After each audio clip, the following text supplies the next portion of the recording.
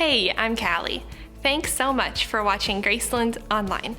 Graceland Church exists to see lives transformed in the neighborhoods, the generations, and the nations through Jesus Christ.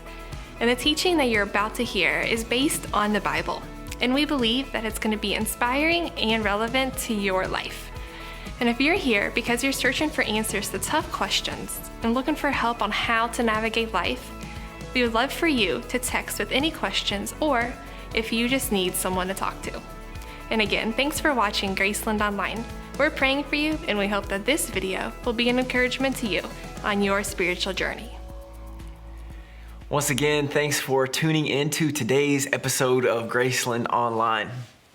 Over the next 4 weeks, we're going to be taking a look at some things in life that most, if not all, people want at some point in their life. And while the things that we're going to be looking at, the things that we're going to be addressing are not inherently bad, when they become the major focus of your life and you place your hopes and your dreams in these things, they can quickly become gods or idols. Now, I've mentioned before that I like to collect, buy, and sell sneakers. Ever since I was a young boy and I got my first pair of Air Jordan 7s, man, I was hooked. Over the past 5 years, especially with the rise of social media platforms such as Instagram and Twitter, the amount of people collecting, buying, and selling shoes has rapidly increased. But with so much more attention given to high-end shoes, the amount of counterfeit shoes has exponentially increased as well. Because of these counterfeit shoes or fake shoes, I have had many friends come and ask me how they can tell if a shoe is real or if a shoe is fake. You see, nobody wants a counterfeit shoe. Nobody wants the counterfeit. A counterfeit only offers empty promises, but it never delivers on the real thing. But I always tell them, in order to spot a counterfeit, you have to know the real thing. In order to spot a counterfeit, you have to know the real thing. With this thought of a counterfeit, I want to introduce you to our first counterfeit god today, and that counterfeit is power. So many people struggle with power, wanting it, being dependent upon it for happiness, placing their hopes and their dreams into the empty promises that power gives. An American theologian named Reinhold Niebuhr, he suggests this. He says that all humans struggle with a sense of being dependent and powerless. All humans struggle with a sense of being dependent and powerless. And if this is true, then where did it begin? Why is it that we all feel this way? Why do we place our hopes and dreams in something that's just counterfeit? Well, it started in the Garden of Eden. After God created Adam and Eve, he gave them a restriction when it came to what they could do there in the garden, there in paradise. He told them not to eat of the tree of the knowledge of good and evil. However, we know that Eve was tempted by the serpent to really take control of her own destiny. And of course, Adam was right there to follow suit. This was the first play for power in all of human history. And now, because of this temptation, this longing for power is now hardwired into every single human being.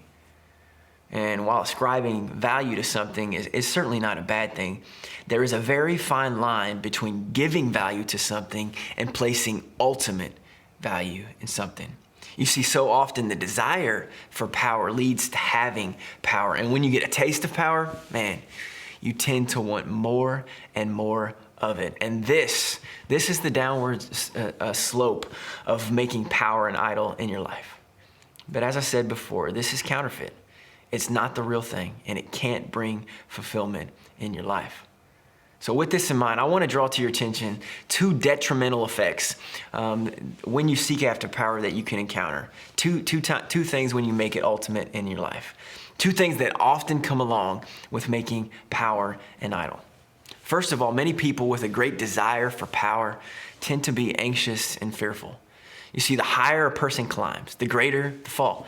And even if you may not experience a great deal of anxiety or fear when seeking to climb the mountain of power, it's often the case that you experience fear or anxiety once you attain power.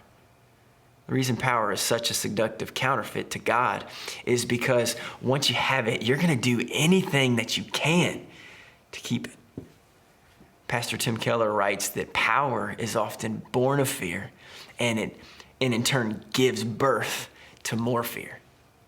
Second, when people seek after power and try to become God-like themselves, the great irony is that they actually become less than human. Again, to quote Keller, he says that pride makes you a predator, not a person. Now, you might be watching this and you might be thinking to yourself right now, well, if we all struggle with pride and we all have a desire for power, then what hope do we have? What do we do? Well, let me just give you a few handles, maybe a couple of things for you to think through and think upon this week. First of all, most addictions to power and control begin actually with a distorted view of God. Or maybe you just are making some false assumption about who God is. If you see God, and if you see the church for that matter, as something that you can mold to meet your needs, then power may be a counterfeit God to you. For instance, if you see God, and if you see going to church as something that only gives you some morals to live by, then you may have a distorted view of God. If you see God or going to church as only a type of therapy to just make you feel better, then you may have some false assumptions about who God is. If you see God or going to church as something where you will always get a financial blessing, then you're seeing God in the wrong light. Each of these views puts you in the captain's chair. They make you the master of your own destiny. However, you are not in control. A right view of God is one that views him as the sovereign creator of the universe, and he is the one that truly has the power. And so if you begin to view God in this light as him being in control, then you'll have a call for humility. Those who truly have authority in this world recognize that they did not earn their position of influence, but rather that they were given that place of power so that they might steward it for God.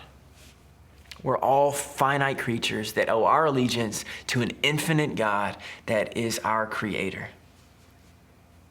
Maybe you started watching this episode with the belief that you have no issue with seeking after power.